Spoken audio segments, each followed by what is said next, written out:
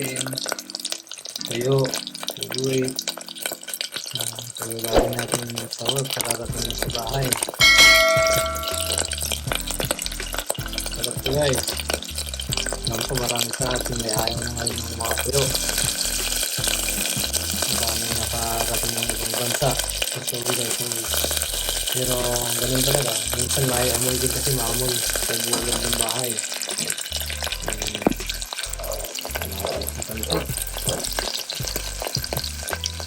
Pero napakasarap nito guys. Bango. Mausok.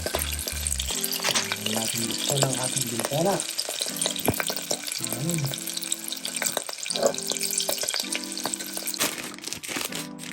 Ito, nagluluto rin tayo ng pancit canton. Ayan, chili mantika guys. Tagal ako hindi kumain nito dahil bawal. Mag-iingat na tayo sa sarili. Ayun, huwag magkasakit. Ayan. Ito lang ang buhay dito sa ibang bansa. Minsan dito tayo natututo magluto eh. Dahil nga siyempre wala tayong inaasang magluto para sa atin. Diyan mga magulang natin. Uuwi ka na lang sa Pilipinas, nakaluto na si mama mo, papa mo, tiyahin mo, lula mo, lulo. Kung bang uuwi ka na lang, kakain ka na lang. Dito, matututo ka talaga magluto. Madidiscover yung talent mo eh. Lalabas yung ano mo na may alam ka rin palang pagdating sa pagluluto. Ayan, takpan natin para mabilis maluto.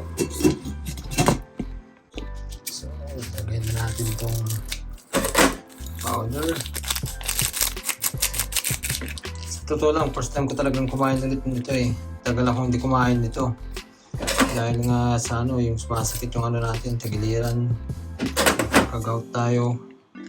Kaya maigi na yung nag-iingat. Sa totoo lang, ayaw ko sanang kumain pero parang nakakamiss nakita ko. Minsan lang naman eh. Pero sa totoo lang talagang hirap magkasakit. Kaya ingatan po natin ang ating sarili. Ayan, kunin ko na yung ano.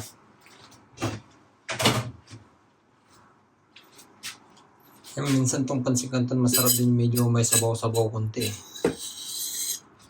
Carbo din to sa mga may diabetes na kagaya ko. So ito na yung ating pancit canton. Ayan. Pansin nga masarap to, may pandesal. Ayan. So kain tayo muna guys. Hindi ko na ipapakita, nagugutom na kasi ako eh. Ayan. Tapos mamaya bibilangin ko yung mga naiuwi kong mga bote na mayroon siyang deposit, 25 cents kada isang bote. Naipon ko yun sa 3 araw na aking trabaho ngayon na extra sa kabilang department. So bilangin natin mamaya kung ilan piraso lahat yung aking naipon, naiuwi sa bahay. Meron pa sa trabaho. So mamaya bibilangin natin. So ito na po ang aking pagkain ngayon. Ayan, bali si Mrs. ngayon, yung mga bata, nasa labas sila, pauwi na rin dito. Ito yun na wala akong nadatnan na pagkain, so kakain na lang ako. Bumili daw ng makakain. So mamaya magluluto din ako pala ng carbonara para sa KMG sa amin. So kain muna guys, at mamaya bibilangin natin yung ating bote na naipon. Yun. Sa akin din, mukhang marami din yung nakuha ko kasi. At bibilangin po natin mamaya. So kain muna po.